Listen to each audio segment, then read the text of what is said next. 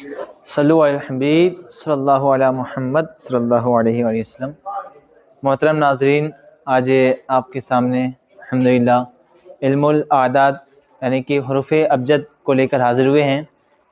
حروف ابجد کے اعتبار سے عدد نکالنے کا کیا طریقہ ہے، وہ طریقہ آپ کو ہم بیان کریں گے۔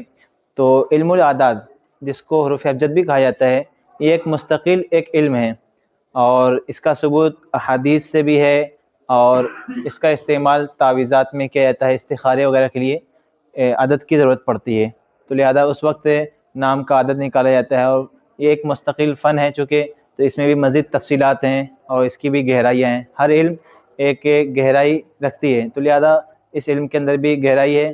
تو لہذا اب کس نام کا کیا عدد نکالا جائے گا، پہلے ہم الف سے لے کر یا تک جو حروف تہجی ہیں تو ہم ان کے عدد کو بیان کریں گے، پہلے انفرادی طور پر کہ کس لفظ کا کیا عدد ہے۔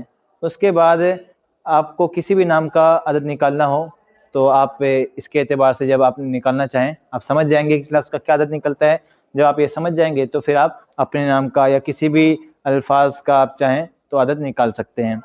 تو آئیے دیکھتے ہیں، یہ کل 8 کلمات ہیں، تو ان کا نام ہے ابجد، حوض، حتی، کلیمن، صافس، کرشد، سخز، دزغ۔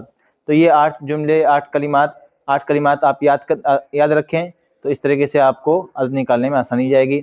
تو یہ 8 کلمات ہیں: ابجد، حوض، حتی، کلیمن، صافس، کرشد، سخز، دزغ۔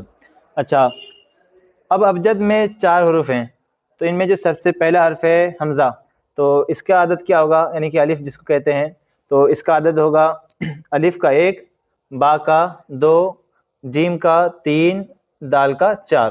ٹھیک ہے۔ اچھا، اس طریقے سے دوسرے کلمے کی جانب بڑھتے ہیں، اس میں ہے حوض، تو حوض میں ہا کا 5 عدد ہے، واو کا 6، زا کا 7۔ ایسے ہی تیسرا کلمہ ہے حتی، اس کا عدد ہے ہا کا 8، تا کا 9 ہے، اور یا کا 10۔ پھر چوتھا کلمہ ہے کلیمن، تو کلیمن کے اندر کاف کا عدد 20، لام کا 30، میم کا 40، نون کا 50 ہے۔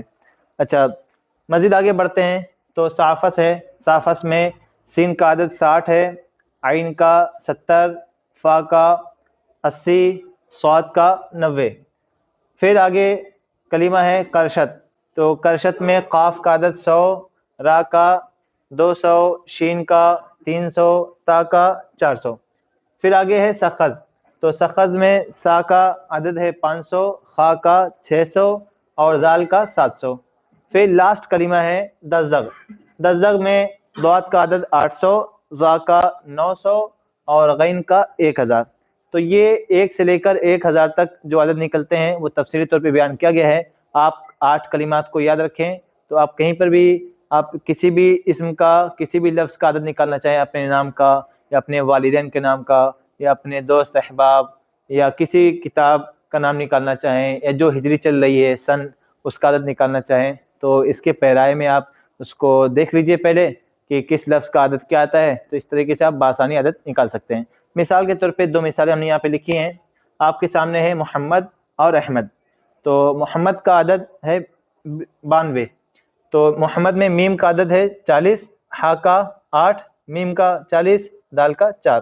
تو اس کا جب مجموعہ نکالیں گے تو وہ 92 نکلے گا، اور یہ آپ پہ لکھتے بھی ہوں گے، سنتے بھی ہوں گے، کہیں پہ 92 لکھا رہتا ہے۔ تو یہ جو 92 ہے یہ لفظ محمد، اس میں محمد کا عدد ہے۔ اس طریقے سے دوسری مثال ہے احمد، تو احمد میں جو حمزہ ہے الف، اس کا عدد ہے 1، ہا کا 8، میم کا 40، دال کا 4، تو جس کا مجموعہ 53 ہے۔ اس طریقے سے بسم اللہ الرحمن الرحیم کا عدد جب نکالیں گے تو وہ 786 نکلے گا۔ ٹھیک ہے۔ اور بھی آپ اپنے جب آپ اس کو سمجھ جائیں گے تو آپ خود بھی پریکٹس کر سکتے ہیں اپنے کاپی میں، اپنے نام کا اور جس بھی لفظ کا نکالنا چاہیں آپ بآسانی نکال سکتے ہیں۔